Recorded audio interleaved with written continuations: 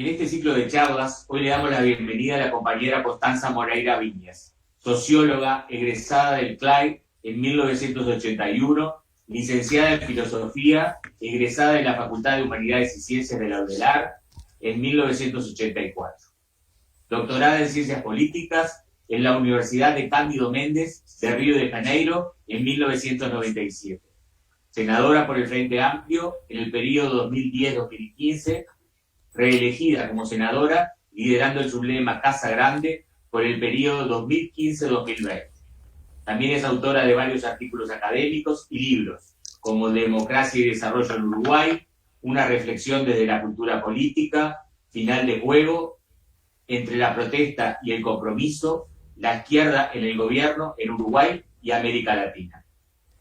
Contamos también con los compañeros de CIELSU, Sindicato Único de Intérpretes en Español de Lengua de Señas. Muchas gracias. Adelante.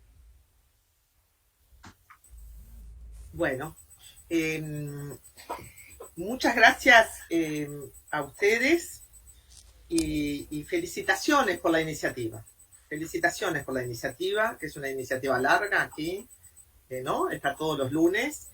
Y felicitaciones porque creo que la campaña por la derogación de la LUC es quizá el objetivo más importante que tenga la izquierda, las izquierdas, la izquierda política, la izquierda social en este momento.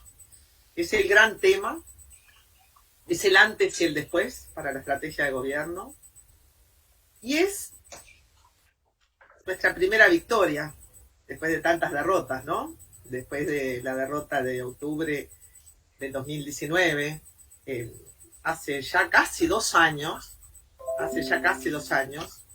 es la primera vez que asistimos a la capacidad de convocatoria, a la capacidad de movilización y al poder de, algunos lo llaman el bloque social y político de los cambios, el campo popular, llámenle como quieran, pero es el mejor momento que hemos tenido después de las derrotas del 2019. Y sigue siendo el momento político bisagra para estos 5 años. Quizá luego vengan otros, pero ahora el momento bisagra es el referéndum contra la LUC, que es lo que va a permitir medir fuerzas entre el gobierno y la oposición, en un contexto en que en la medición de fuerzas en América Latina no andamos tan bien. Ya vimos cómo ha votado de bien la derecha en Argentina y el retroceso de los votos de la izquierda. Ya vemos cuán envalentonado está Bolsonaro en Brasil, a los poderes del Estado para perpetuarse allí en el poder. Ya vemos cómo está el panorama de América Latina para tomar nosotros y nosotras también la real dimensión de lo que implica darle una resistencia al gobierno que además se exprese en un caudal popular de votos suficiente como para dejarlo mal parado, diríamos hoy, mal parado. Empiezo por lo primero. ¿Cómo llegamos a habilitar la posibilidad de un referéndum? Bueno, fue una gran patriada, la juntada de firmas.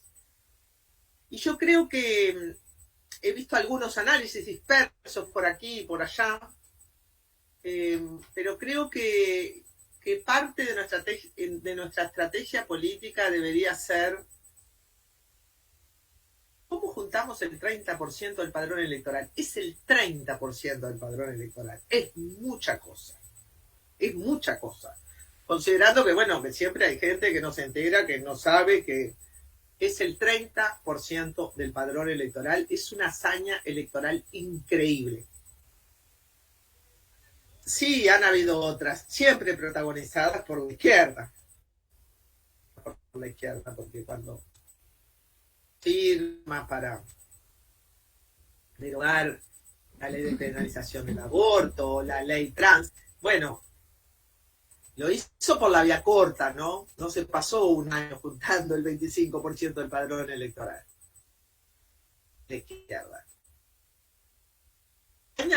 O la recordamos, fue el voto verde, ¿no? Perdimos Pero fue la primera vez, después de la dictadura, que la izquierda mostraba su poder y su fuerza electoral a los gobiernos cómplices de la ley de caducidad. Después hicimos muchos plebiscitos, pero los plebiscitos no precisan tantas firmas como el referéndum. Esto hay que saberlo, ¿no? Precisan tantas firmas, precisan el 10% del padrón. Entonces, el referéndum, como democracia directa que tiene el Uruguay, pero es tremendamente exigente, tremendamente exigente. Y nosotros logramos superar. Y lo hicimos, según mi recopilación de datos en su momento. Recuerdo que estaba Gabriel de la Costa en Brecha preguntándome algo sobre los números. Le dije, mira, en ANCAP se juntaron 635.000 firmas. En el voto verde, no, que son los dos antecedentes, se juntaron tantas firmas. Porque después hay un montón de firmas que no logramos. Hay un montón de referéndum que quedaron por el camino. Se juntaron tantas. Pero es cierto que el padrón electoral creció un poquito, pero nunca se juntaron 800.000 firmas. Nunca se juntaron 800.000 firmas como ahora.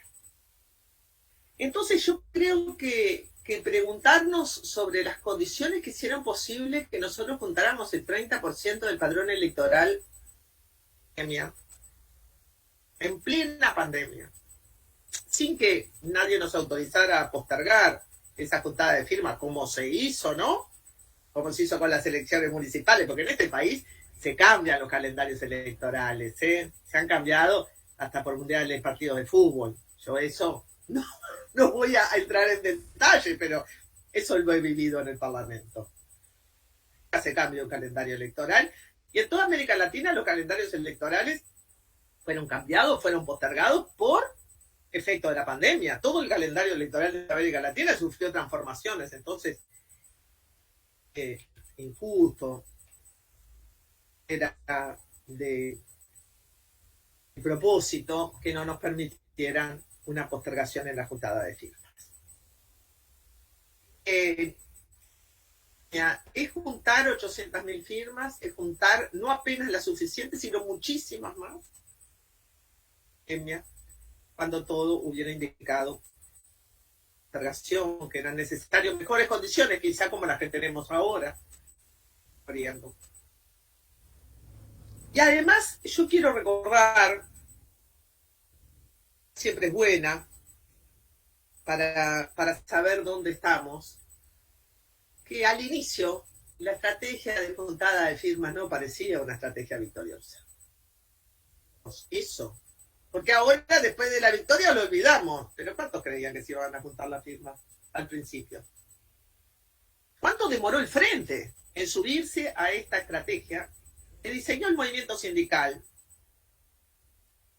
Siempre el movimiento sindical anda inventando mecanismos de democracia directa. En general lo inventan ellos y los sindicatos públicos, que son muy creativos. De hecho, han inventado modificar la Constitución cuando nos queremos sacar una mala ley de encima, y hay muchos análisis sesudos sobre eso, sobre cómo los uruguayos volteamos leyes modificando la Constitución. Pero en general, los movimientos sociales, pensemos en el movimiento de derechos humanos con el voto verde, pensemos el Frente Amplio, el movimiento de derechos humanos y el movimiento sindical, pensemos la importancia de los sindicatos públicos en la derogación de la ley de ANCAP, no sé si se acuerdan, del 2003, ¿no? La que evitaba que la derecha pusiera las cosas que vuelve a poner ahora, tantos años después, como propuesta, que es la desmonopolización de los combustibles, como ayer le llaman, que es liquidar una empresa pública.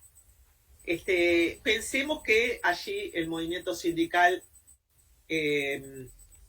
fue motivado por muchas cosas, pero sin duda el FANCAP pesó y hizo una buena campaña, y el Frente Amplio, haciendo uso de su inteligencia colectiva, dice, vamos a acompañar esta comisión pro referéndum, donde entran las feministas, la intersocial feminista. Bueno, a pelearse con todo el patriarcado del PIT-CNT, obviamente, ¿no? Porque, bueno, es esas dos tribus no se pueden ni ver, pero lo importante en política es tener intereses comunes y no gustar de los otros. Allí el movimiento cooperativo tiene un rol muy importante, como lo tuvo de la historia del Uruguay, y esto hay que concederle este protagonismo. Allí se juntaron organizaciones como la Red de Amigos de la Tierra, que son ambientalistas. Allí se juntaron muchos socios menores, sindical, y comparados con el Frente Amplio, menores porque las feministas no son menores, ¿no? Las marchas del 8 de marzo son lo más multitudinarias que hay, pero menores con respecto a al peso histórico de estos, del PICNT y del Frente Amplio. Y en esa juntada, que algunos le llaman el bloque político y social de los cambios, pero que es una juntada que de alguna manera expresa la propia fundación del Frente Amplio, que nunca fue solo, que siempre fue con otros, que siempre fue con el movimiento sindical, con los estudiantes organizados, con la FEU, con, bueno, lo que fue en algún momento ASTEP, con los jóvenes, ahora con las feministas, bueno. Ese arco de las alianzas políticas y sociales que trasciende al propio Frente Amplio y expresa una cultura política de resistencia mayor del Uruguay contra el empuje de los gobiernos conservadores, es una parte del éxito de la campaña por la juntada de firmas. Pero también, voy a usar la expresión de Artigas, el estado de admirable alerta, pero también hubo una suerte de subjetividad social, de emocionalidad del cuerpo colectivo, de la misma manera que se activó en la segunda vuelta, ¿no? Donde perdimos por 30.000 votos. Y yo decía, ¿cómo no haberla activado antes? Porque recuerden que en octubre solo sacamos el 39% de los votos, ¿no? El Parlamento tiene una mayoría grande, nosotros nunca tuvimos el 60% de los votos, ¿no? Todos juntos. Y esa admirable alarma del pueblo de a pie, que se encendió en el referéndum, se volvió a encender, pero con una luz mucho más fuerte, sobre el final de la campaña electoral. Yo creo que cuando alguien dijo por allí que se tenían, no sé, 450.000 firmas, no sé, he contado tantas firmas que ya tengo un martata en la cabeza, pero faltaban 2 semanas y faltaban 120.000 firmas, algo así, ¿no?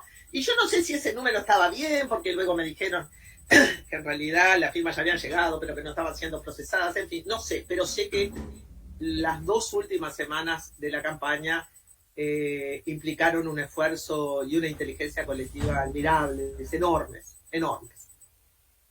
Y ese es el capital político más importante que se ha despertado y que está activo hoy en la sociedad uruguaya. ¿Qué lo activó? Bueno, primero que haya ganado una coalición donde un partido militar tiene tanto protagonismo, ¿no?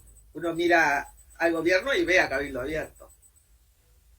Un factor inesperado en la política uruguaya, un partido militar se tiene, ¿no? Y ellos dirán que no es un partido militar, pero es un partido militar, su principal líder, militar, comandante en jefe del ejército y al mismo tiempo una figura muy reconocida por sus muy reñidas convicciones con la agenda de los derechos humanos y el pasado reciente en Uruguay.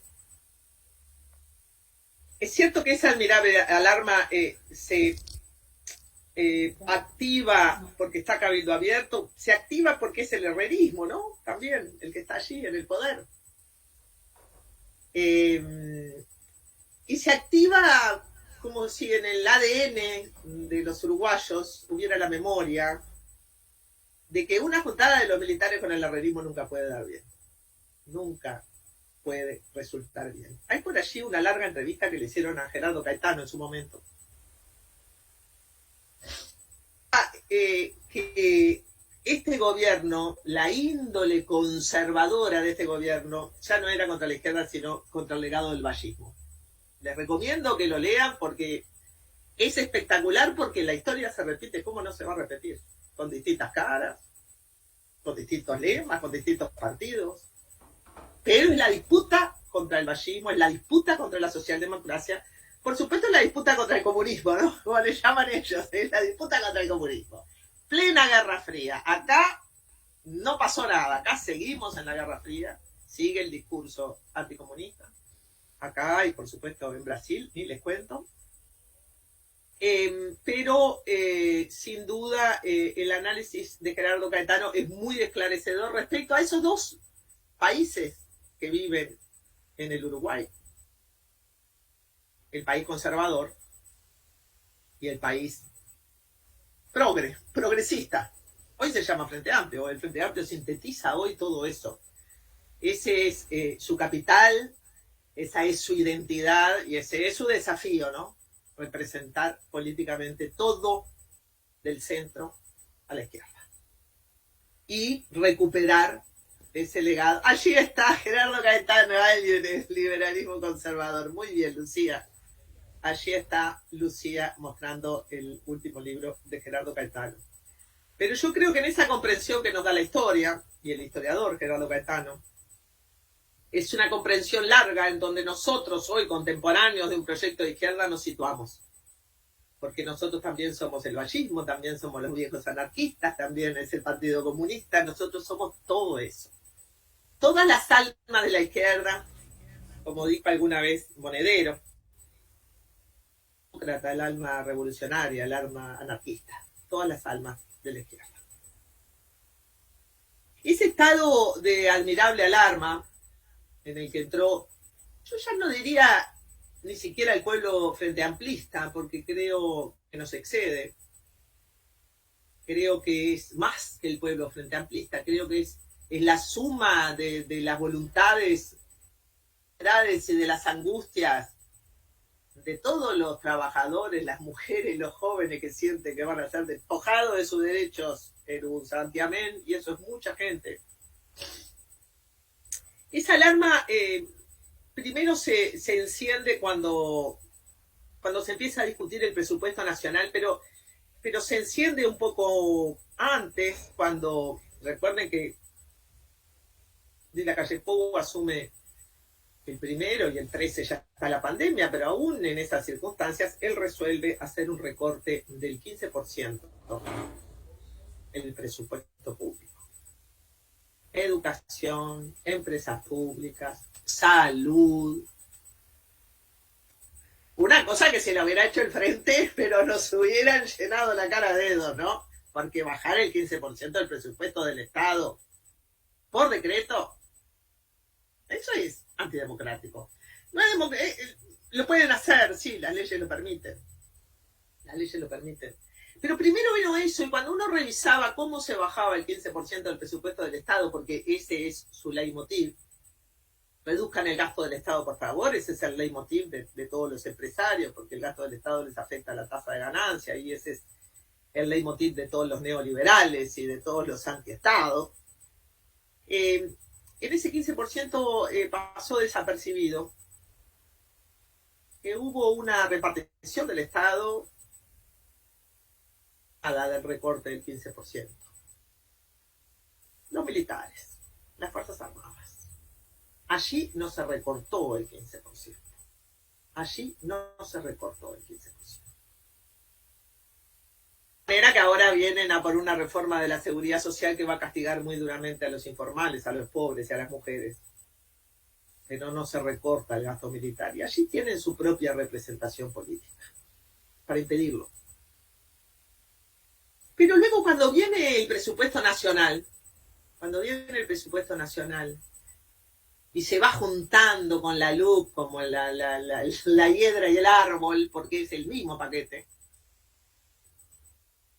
se empieza a ver el recorte en la Universidad de la República. Allí el rector de la universidad da entrevistas hablando sobre esta hipocresía del gobierno que por un lado alaba a los científicos, que son todos de la Universidad de la República, ¿no? Porque es la Universidad de la República la que forma a nuestros científicos, al 90% de nuestros científicos, que alaban la capacidad de investigación que está teniendo el Instituto Pasteur y la Facultad de Ciencias, y al mismo tiempo se recorta fuertemente el gasto en innovación y educación. Todas las medidas de la contrarreforma de la educación, la pérdida de autonomía, la desvinculación de los consejos, y un hecho inédito en el Uruguay también, no inédito, no digo que inédito, pero en lo que yo recuerdo de la democracia postdictadura, tener un ministro de Educación que proviene del corazón de la educación privada, bueno, es todo un símbolo de los tiempos. No solamente proviene de la educación privada, sino que ha escrito muchísimo en el país contra la reforma educativa, contra la Ley General de Educación, y contra esto que vertebra al Uruguay, porque el Uruguay fue un país avanzado y moderno en su época, lo fue gracias a la educación pública, a la reforma vareliana y a la gratuidad de la educación. Entonces, el paso es largo, el paso es audaz, no es solamente el nombramiento del ministro. Es que el Ministerio de Educación y Cultura toma las riendas de la educación. Y para quienes estamos un poquito en los temas de la educación, gobierno, son principios rectores de la educación en el Uruguay y en Argentina. La inmensa mayoría de los países de América Latina tienen completamente privatizada su educación. Esa ha sido una de las razones por las cuales los estudiantes chilenos salieron en grandes manifestaciones a protestar porque entran en la universidad y adquieren unas deudas gigantes que no saben luego ni cómo pagar.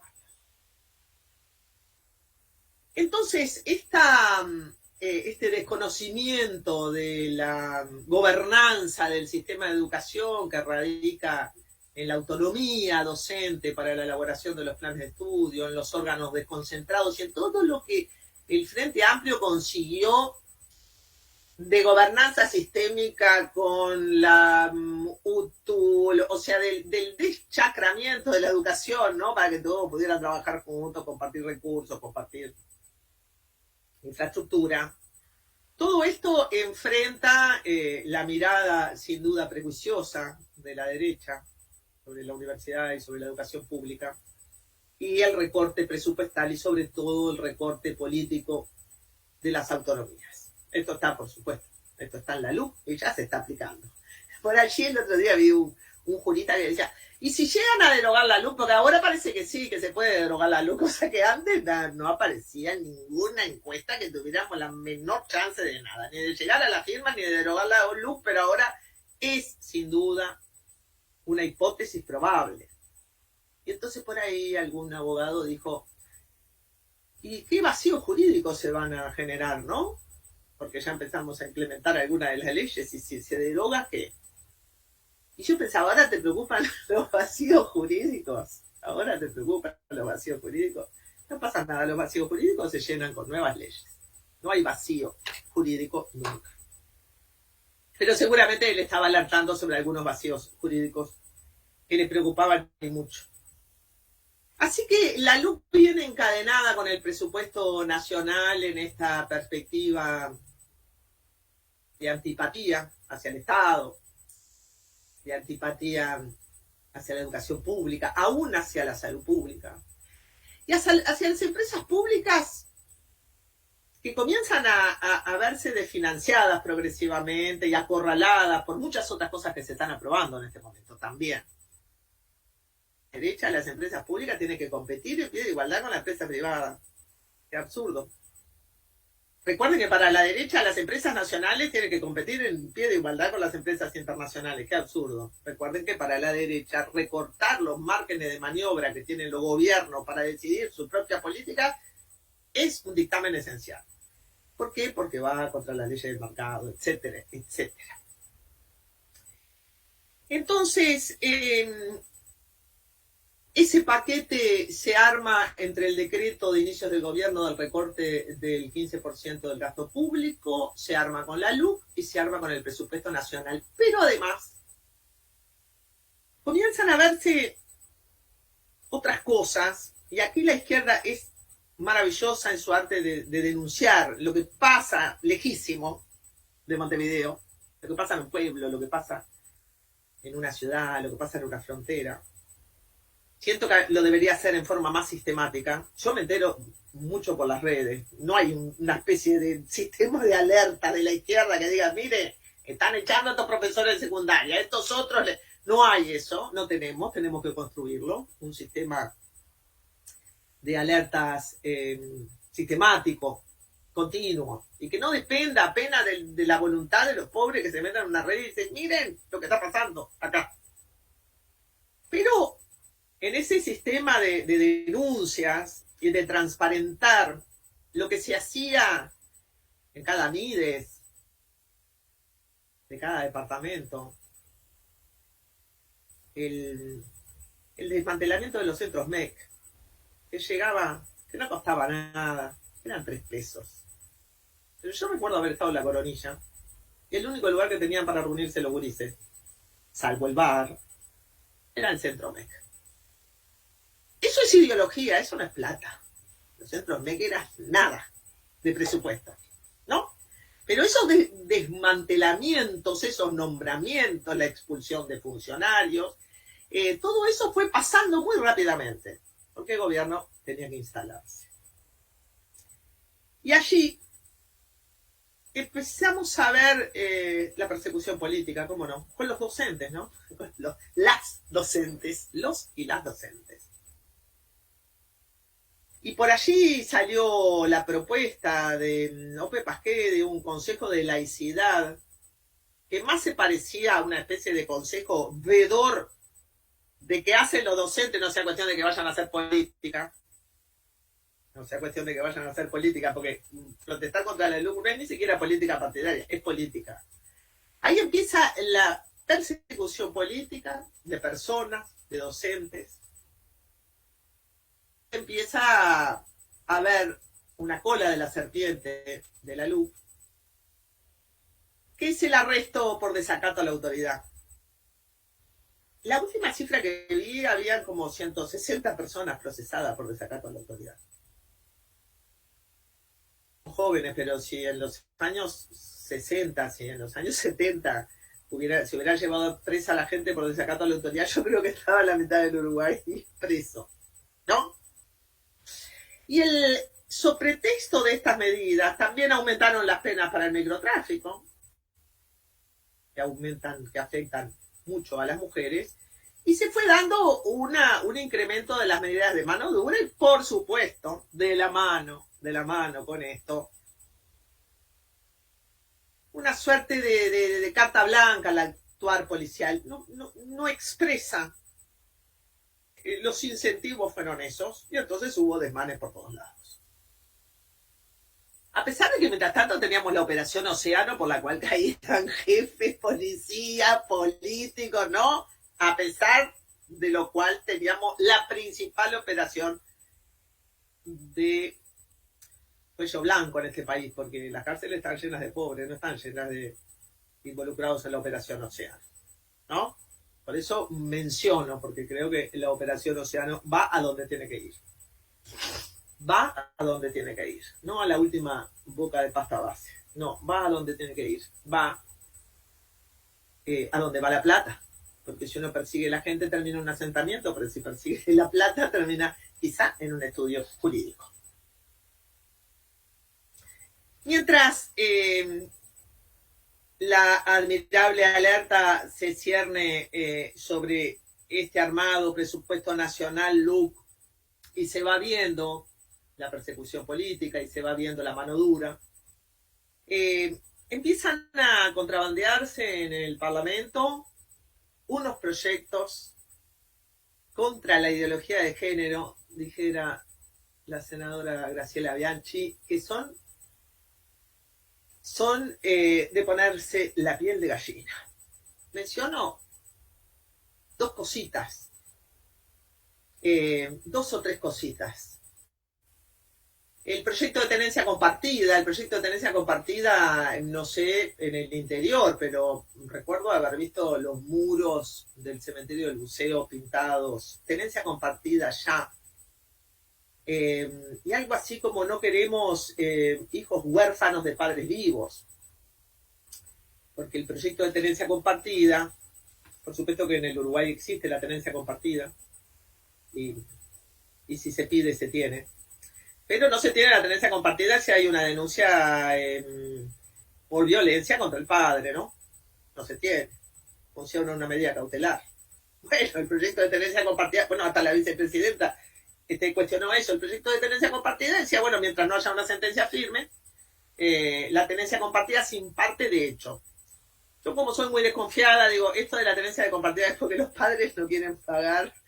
No, sobre pretexto de la tenencia compartida, los padres no van a pagar la mitad de la pensión alimenticia. ¿Por qué soy desconfiada? Y bueno, porque el 80% de los padres son deudores alimentarios, según la estadística que hay. Pero el proyecto de tenencia compartida, lo más importante es que nos retrovierte desde el punto de vista de los derechos del niño a los años 70, más o menos.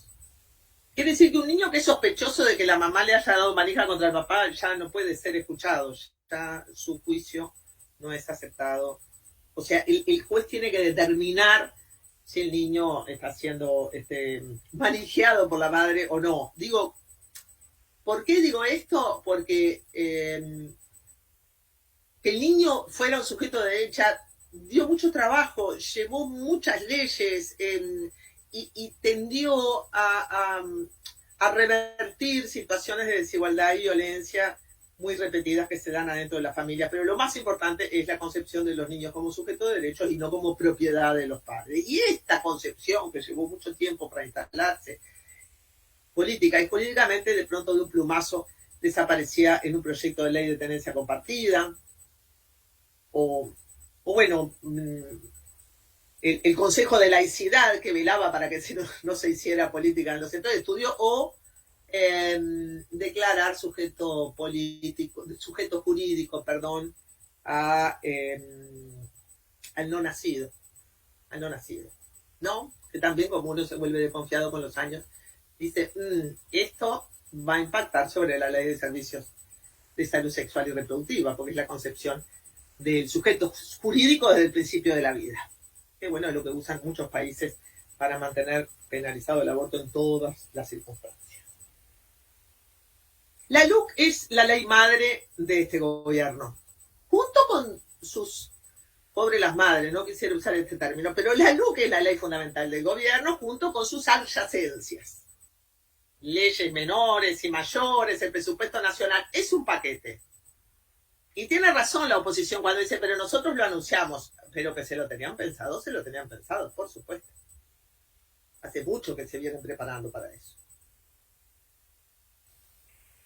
En una caracterización que no recuerdo quién hizo, pero me gustó mucho y que sirve para el debate, se decía que la LUC era autoritaria, privatista y conservadora y reaccionaria.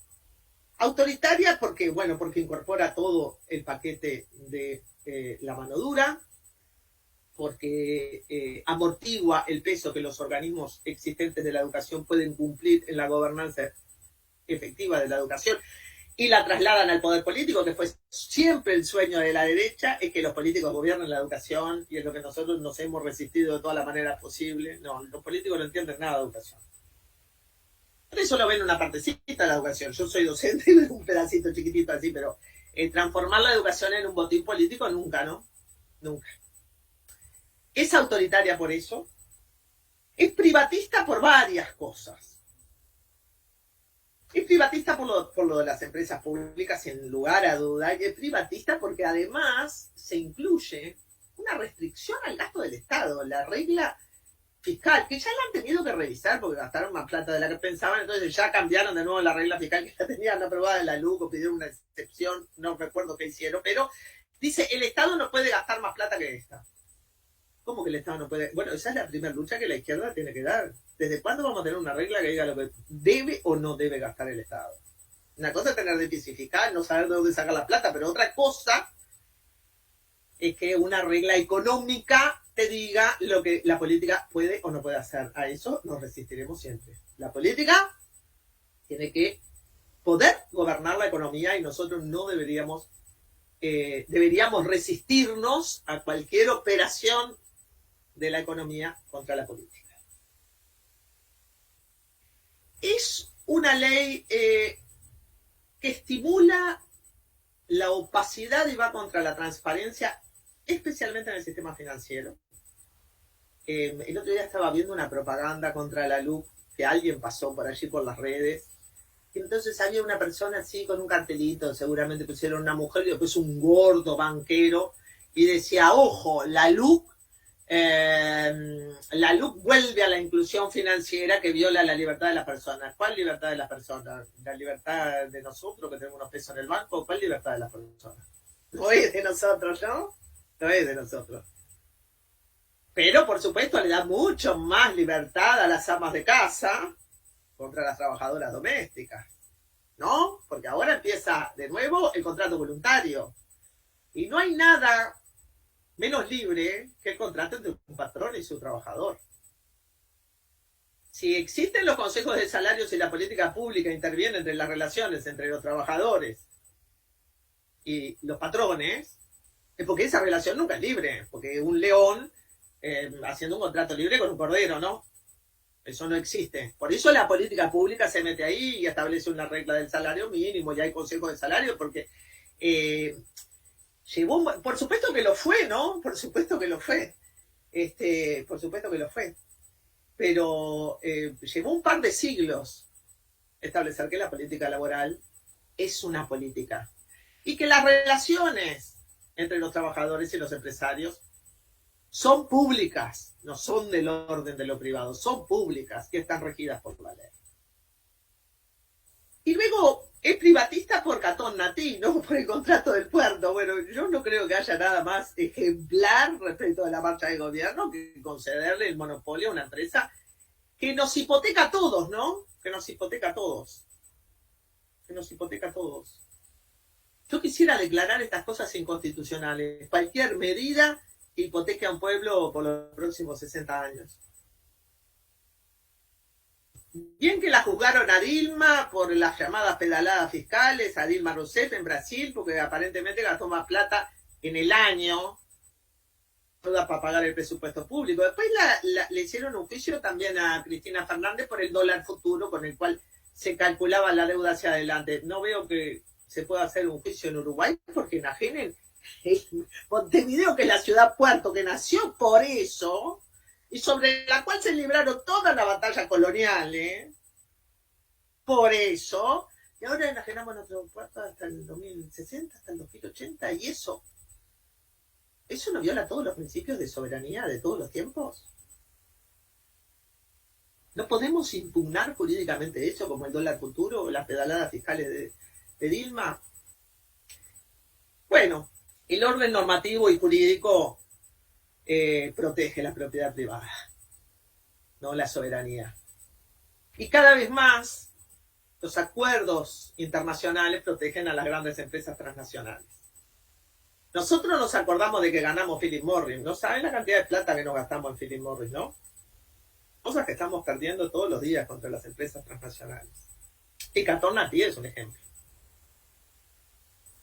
Y en el mundo de los arbitrajes internacionales, un país como el Uruguay lleva todas las de perder contra una gran empresa transnacional. Y en ese corral de ramas entramos, no por un año, no por dos, por decenas de años. Nosotros no vamos a estar vivos y allá va a seguir Catón Natí y las generaciones siguientes peleando contra eso.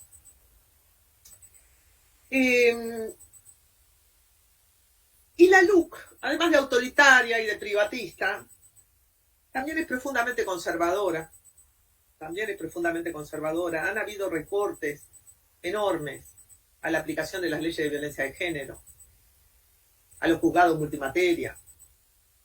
El Poder Judicial, ya para empezar, declaró, no tengo plata para aplicar esto.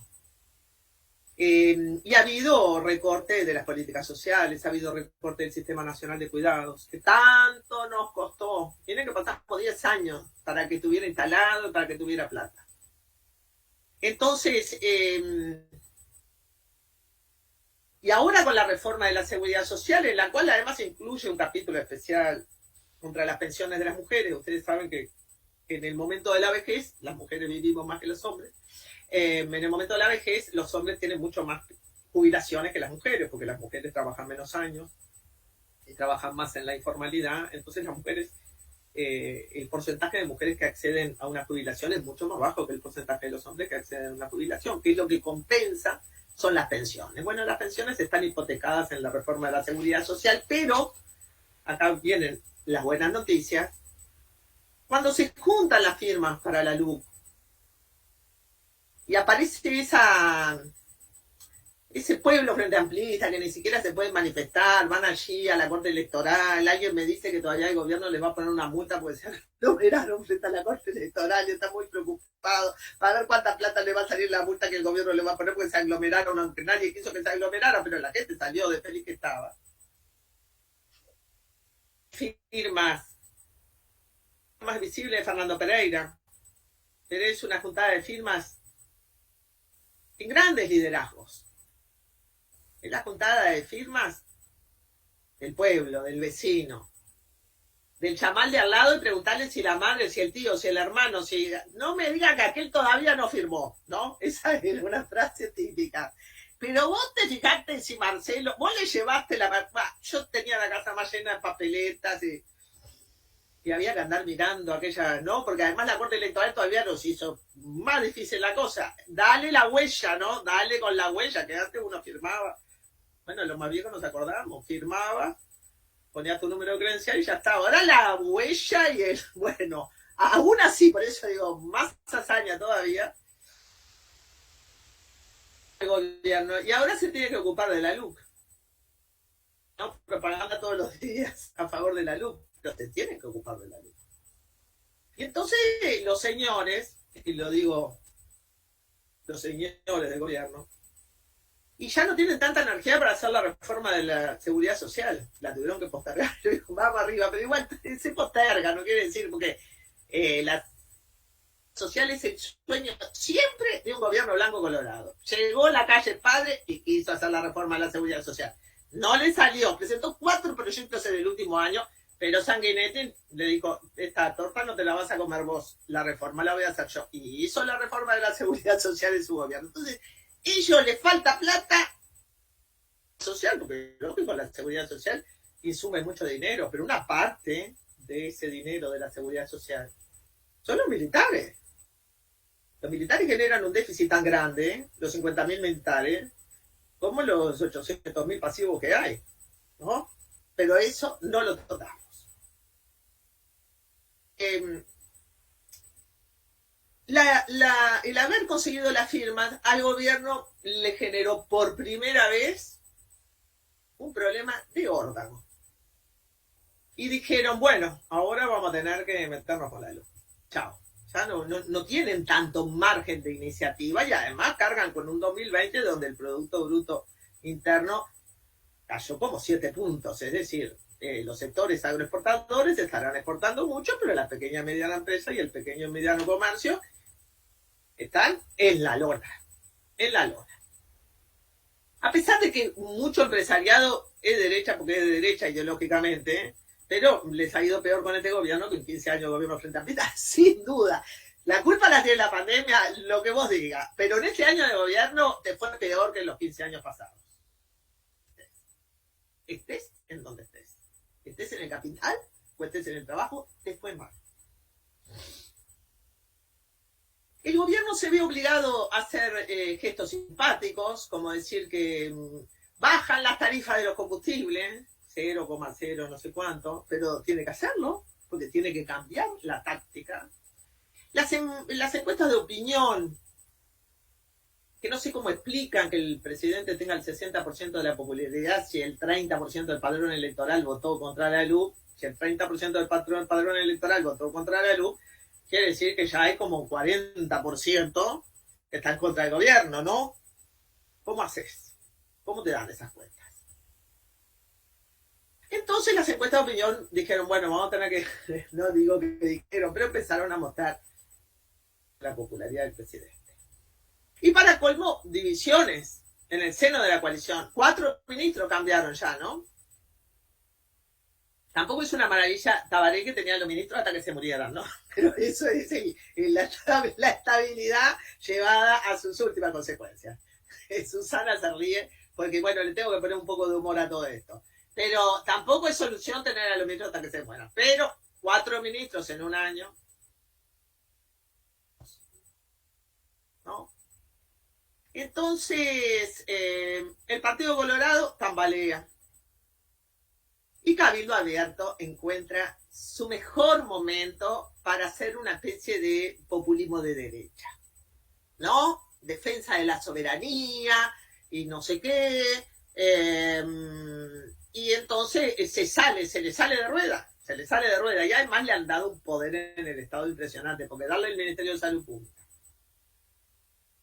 el Ministerio de Salud, el Ministerio de Defensa ya lo tiene, y darle el Ministerio de Vivienda y ponerlos en el INISA, bueno, quiere decir que les estás permitiendo colonizar áreas enteras de la política social del Estado.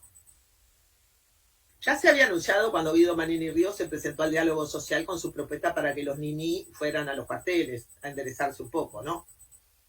Se olvidó de que la mitad de los niní son mujeres embarazadas, que ningún cuartel va a enderezar, pero bueno, eso es un detalle. Ya estaba anunciado y estaba anunciado en el propio grupo político de Manini que ellos iban a por la política social. Y allí están en salud, en vivienda y por supuesto en defensa. Y del Ministerio del Interior no hablamos, pero hay que recordar que Bolsonaro empieza por el apoyo militar, pero el principal apoyo de Bolsonaro hoy no son los militares, es la policía militar. Empieza por los verdes, termina con los azules. Entonces, de cualquier manera, se producen senos con el Partido Colorado, con Cabildo Abierto, y es el primer impulso que la izquierda tiene después de tantas derrotas. Y eso, que es un problema subjetivo, un problema de autoestima, pero quien no tiene autoestima, quien no poder, aunque más no sea el poder de no tener nada que perder, no se lanza a la lucha. Es importante tener una convicción, ¿no? Tener un poder, tener un estímulo, tener una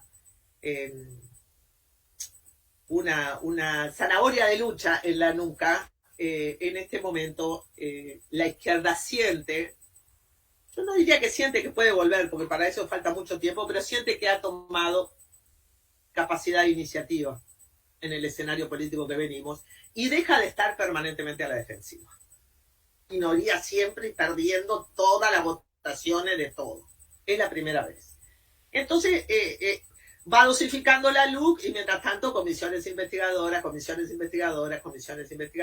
y va haciendo ese despliegue. Yo creo que ya hace como 50 minutos que estoy hablando, voy a terminar con esto. Y le había dicho a Carlos, creo que fue el que se conectó conmigo, que quería hablar más del momento político de la LUC que de sus contenidos. Porque siento que en el momento en que nosotros tenemos la iniciativa, en el momento en que tenemos que caracterizar esta ley como autoritaria, privatista, contraria a la transparencia y reaccionaria y conservadora con los derechos de las mujeres, con los derechos de los jóvenes, con los derechos de los pobres, en este momento, también es el momento en que debemos dar un paso más allá del proceso autocrítica del frente, que dejó gusto a poco para todos, ¿no? Y decir, bueno, 2 o 3 cosas que nos dejan estos años. La primera es que hay que ser con los otros. No es el momento para hacer solo un partido. Es un momento para hacer un partido con el movimiento sindical, con la feminista, con los movimientos de derechos humanos. Es el momento de la política con el movimiento social. Es el momento. Y como el Frente Amplio se ha peleado mucho con el movimiento sindical, y como el Frente Amplio se ha peleado mucho con las feministas y con las organizaciones de derechos humanos, bueno, hacete amigo, hacete amigo. Es el momento de trabajar todos juntos. Y es el momento en que los políticos, el partido político, tiene que dejar de tratar a los movimientos sociales como che botija, tiene que dejar de tratar a los jóvenes como che botija, tiene que dejar de tratar a las mujeres como che botija. Che botija, no sé, Lorena, ¿cómo lo vas?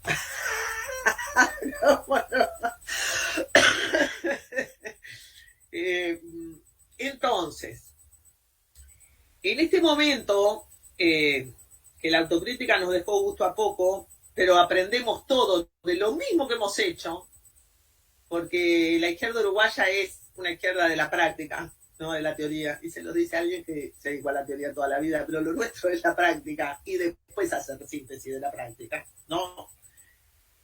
No llegamos a ninguna teoría muy armada, y fuimos aprendiendo todo sobre la práctica, algunas cosas nos salieron bien y otras nos salieron mal. El Uruguay tiene, y esto es un legado de Valle de Ordóñez, de Valle de Ordóñez y el sindicalismo que peleó por existir, pero que no fue tan salvajemente reprimido como en la Argentina. Y el aprendizaje de que hay algunos factores de un Uruguay socialista, y pónganle en esa palabra, pónganle adentro a esa palabra lo que quieran. Como decía Benedetti, del amor. El amor significa muchas cosas, le decía un personaje en La Tregua, le decía, bueno, usted póngale lo mejor que piense. Yo estoy enamorado de usted, le decía, el amor significa muchas cosas, póngale lo mejor que piense. Lo mismo con la palabra socialismo. Pónganle lo mejor que encuentren, sea lo que sea. Hay algunos factores del socialismo uruguayo que la izquierda tiene que defender a muerte. Una son las empresas públicas. Tener un país que controle sus recursos estratégicos, que controle el agua, que controle el petróleo, que controle la electricidad, que su empresa de telefonía móvil más importante sea la empresa pública. Eso es una experiencia socialista en pleno capitalismo. Y eso hay que defenderlo a muerte. Claro, yo también quisiera que esas empresas no funcionaran tanto como empresas y quisiera desmercantilizar los servicios básicos y que todo fuera más barato.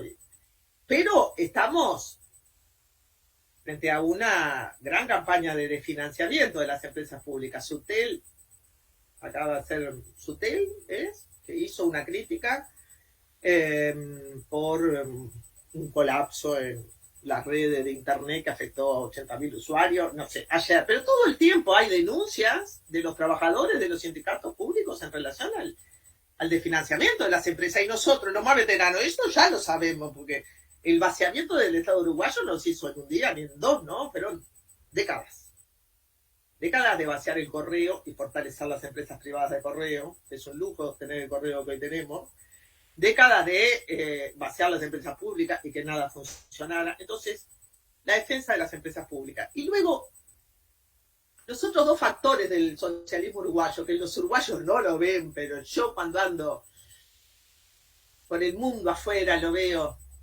es la educación pública, la universidad pública, que cualquiera pueda entrar en la universidad sin dar un examen de ingreso, es una maravilla.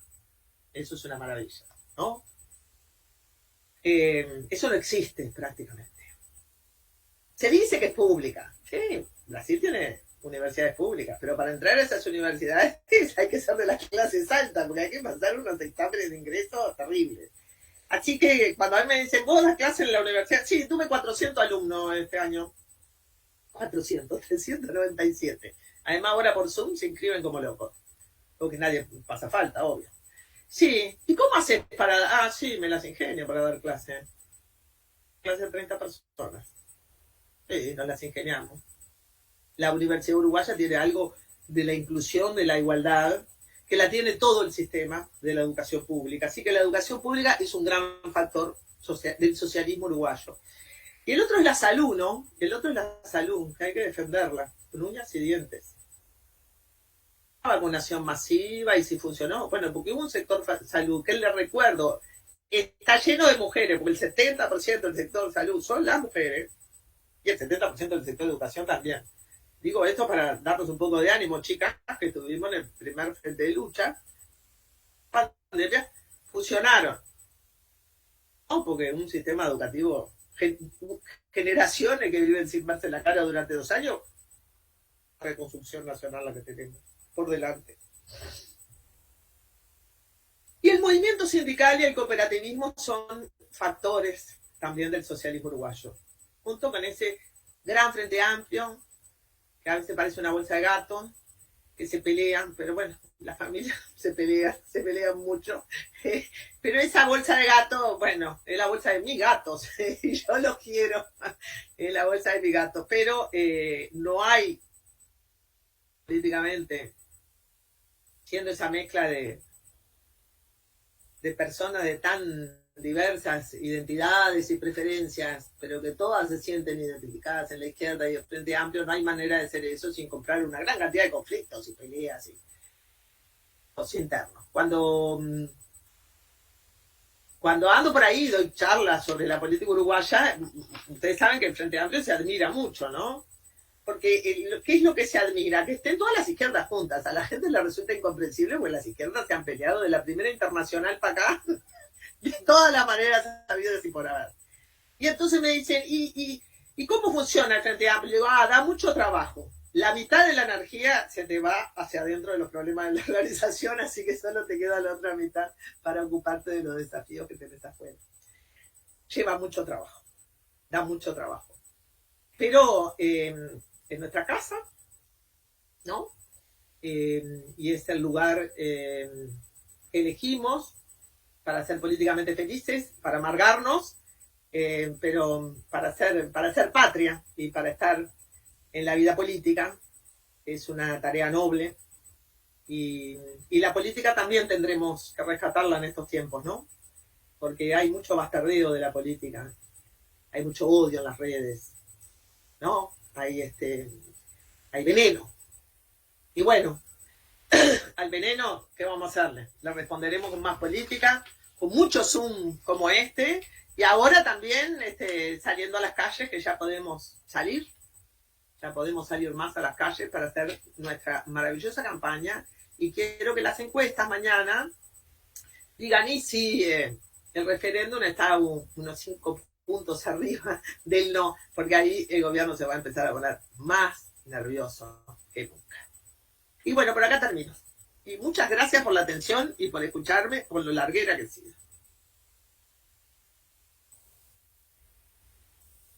Gracias, Lorena. De nada, un placer. Gracias, Constanza, por la charla. Me anoté acá algunos puntitos para reforzar algunos de los conceptos. Cuando el tema mencionaste lo de seguridad social, otra de los puntos que afectan el tema del alto costo de la seguridad social son las exoneraciones a las patronales. que se pasa por alto, pero también juega un rol importante. Otra de las cosas, cuando hablaste del tema de seguridad, ayer escuché al señor abogado Ojeda, que defiende el tema de la policía, que mencionó que no hubo, ¿qué abuso policial hubo? Que no hubo ningún abuso policial. Que es mentira el señor Vergara. Que, ¿cómo que dice que se mató una persona porque estaba robando una oveja? Es mentira. El señor Vergara está atacando a la policía permanentemente. No tenemos idea de por qué razón lo hace.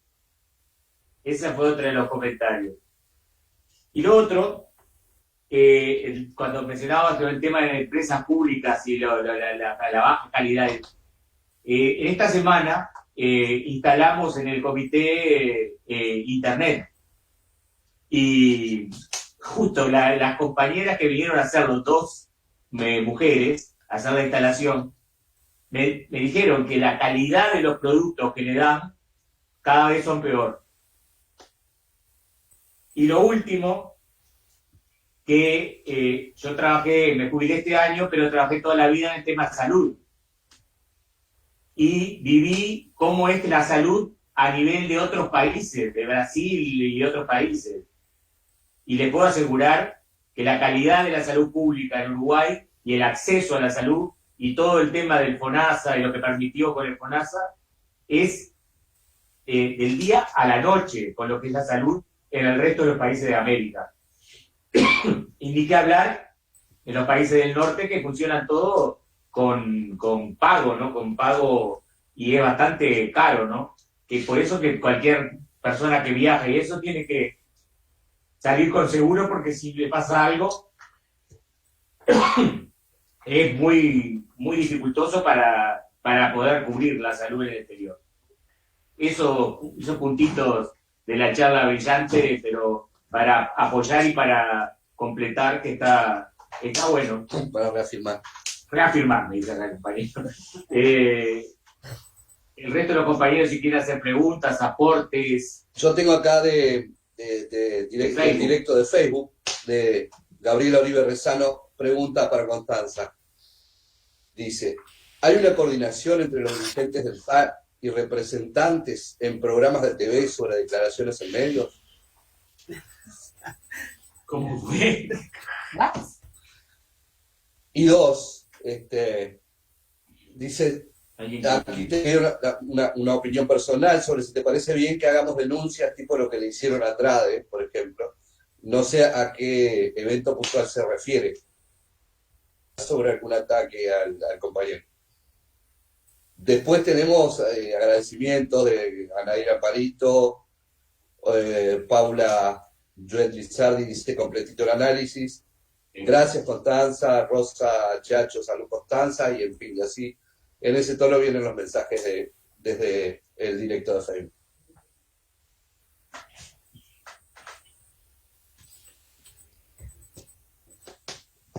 Bueno, no sé qué. ¿Contesto alguna de estas cosas? Sí, adelante. Sí. La primera, Sí, Carlos, muy importante lo que dijiste sobre la seguridad social. Estaba el otro día en un seminario de CEPAL, de Naciones Unidas, y todos hablando sobre la importancia de los mecanismos de protección social, porque ahora venía la pandemia, y entonces los trabajadores informales, los formales podían tener acceso al seguro de paro, pero los informales no, que había que mejorar los mecanismos de protección social, etcétera, etcétera. Y yo le dije, pero somos los trabajadores los que estamos aportando, porque acá los aportes patronales estaban en 12, después bajaron a 6, y esa fue una reforma que vino en toda América Latina, y entonces el capital no aporta. No, tenemos que ser nosotros los que aportemos. ¿Dónde está la parte que aporta el capital para la seguridad social de todos nosotros? Así que ese es un gran tema, ¿no? Ese es un gran tema. ¿Qué parte va a aportar el capital? No el trabajo, ¿no? Que aporta todo. El capital para el sistema de protección social que nos va a poder permitir sobrellevar esta pandemia u otras. Porque el capital cada vez aporta menos a los sistemas de protección de las personas, ¿no? Es el Estado el que paga el sistema de cuidados, es el Estado. ¿A quién le sacaron? ¿Bajaron los recursos de los funcionarios públicos? ¿Le sacaron el capital algo para el fondo de pandemia? No. Después, bueno, sobre lo que allí me transmití sobre la colocación de internet y que los insumos son cada vez peores, es para muestra, ¿no? ¿Cómo es? Para muestra basta un botón sobre las estrategias de financiamiento de las empresas públicas, ¿no? O el no privilegio de las empresas públicas como proveedoras de servicios. Preguntas me parecieron muy graciosas. ¿Hay coordinación para declarar en la televisión? No sé quién me preguntó. Pero, a ver, en los organismos formales del Frente Amplio, sí, por supuesto. Cuando nosotros éramos bancada de senadores, había un portavoz de la bancada que tenía que transmitir la posición de la bancada, le gustara o no. Y si le disgustaba mucho, iba a otro, pero se transmitía la posición del cuerpo. Y había vocería autorizada en la bancada de senadores, en la bancada de diputados, lo mismo pasaba con el secretariado y lo mismo pasaba con la mesa política. No obstante lo cual, obviamente, lo que quiere. Pero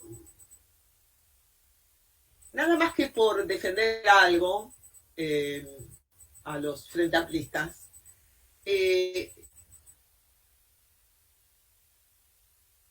un caso de Daniel Martínez cuando era intendente. Yo ya ni recuerdo bien cómo era el tema, pero él quería que le hicieran una entrevista porque se había ampliado el plan de saneamiento, ¿no? Entonces estaban con las obras y estaba allí en el medio de las obras. Fueron. Periodistas le querían preguntar, yo qué sé, qué opinaba sobre Sendico, alguien que había hablado mal de él. Y lo que salió en el informativo no fueron las obras de saneamiento. Es lo que él opinaba sobre Sendico, lo que alguien había dicho mal de él. Entonces hay los periodistas van a decir, bueno, pero lo dijo. Sí, sí. Pero está esa frase de Onetti, que creo que es Mazarovich, que la tiene como en su Facebook, que decía, nada es más triste que relatar, no hay traición peor a la verdad que relatar los hechos y traicionar el alma de los hechos. Y traicionar el alma de los hechos. Entonces yo, que ya lo conozco, si leo algo, no me fijo en el título, porque el título es malintencionado. El título está para que, como me dijo un periodista, nosotros buscamos sangre. Nosotros buscamos sangre. Nosotros buscamos pelea. Nosotros buscamos lo que vende es la pelea y la sangre. Qué horrible, ¿no? La televisión para que eso funciona porque nos venden sangre, ¿no? Yo le llamo la cultura necrofílica. Es la cultura de la muerte y la cultura del asesinato, la pelea y la guerra, ¿no? Creo que muchas veces las declaraciones de los frente amplistas, y cuanto más se es más ingenuo peor, son metidas adentro de ese filtro. ¿Cómo impacta la noticia? Y solo como ejemplo, habían temas. Bueno, vamos a mencionar un último ejemplo que no es de nosotros, sino del Partido Nacional. Estábamos votando un proyecto de ley muy, muy importante que es la donación tácita de órganos, ¿no? Porque, lógico, hay escasez de órganos, escasez de sangre en el Uruguay, escasez de todo lo que se imaginen, y entonces, como la gente no quiere ser donante porque piensa que lo van a abrir y le van a sacar el hígado, si uno no hace la declaración de donación, ¿no? Si no se expresa sobre eso, está la donación tácita de los órganos. Estábamos aprobando esa ley, muy importante, ¿no? Muy importante.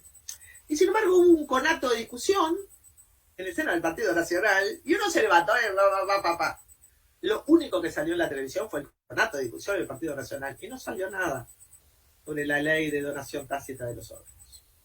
Entonces hay mucho más política que la que existe en los titulares de los diarios o incluso en las redes.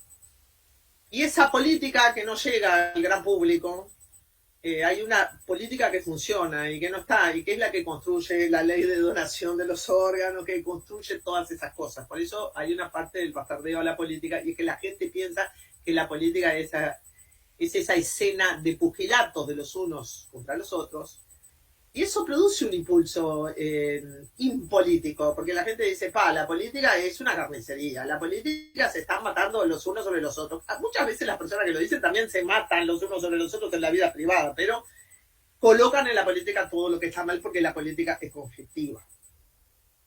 Y los intereses están desnudos y a la vista. Entonces, sí hay una coordinación para las declaraciones ante los medios de comunicación, en los órganos formales del frente, pero luego hay un desvirtuamiento grande en la forma de titular, sobre lo que en verdad los compañeros, y por supuesto siempre te van a perseguir con el micrófono porque fulano dijo esto, ¿usted qué opina? ¿No? Y muchas veces simplemente hay que decir, no tengo la menor idea de lo que dijo, yo quiero hablar de otra cosa. Lo más probable es que no saquen de lo que uno habla, si no está dentro de la agenda de lo que ellos están orientados, no los periodistas, ¿no?, sino la orientación de los grandes medios sobre el mensaje que debe ser transmitido, sobre la cuestión a ser relevada, sobre qué parte del debate es el que va a ser más vendida. Denuncias como la que le hacen a Andrade, no, no. Hacer denuncias como la que le hacen a Andrade, no, eso se llama escarnio público de las personas, ¿no? Esa es la política espectáculo que tanto odiábamos, ¿no? Intrusos en el espectáculo que tanto odiábamos de la política argentina y que se ha ido naturalizando entre nosotros. No. Las denuncias siempre son sobre los atropellos que se le hacen por parte del poder. Siempre la denuncia sirve para denunciar, para visibilizar una situación de injusticia. La denuncia sirve para que tome estado público una injusticia, una violación de derechos, una ilegalidad, pero no para el escarnio de las personas públicas, que es lo que le hicieron a Andrade, y que tiene mucho que ver con la LUC, tiene mucho que ver con la LUC. Capaz que yo estoy obsesiva y pienso que todo tiene que ver con la LUC, pero la verdad que lo de Andrade me parece que tiene todo que ver con la LUC, porque no es Andrade, ¿no? Es el movimiento sindical, y él aún lo representa de la misma manera que muchos frente amplistas puedan pensar sobre la oportunidad o no de que Pereira se vaya del movimiento sindical. El escarnio del movimiento sindical es tremendo, porque el movimiento sindical ha demostrado una fuerza terrible.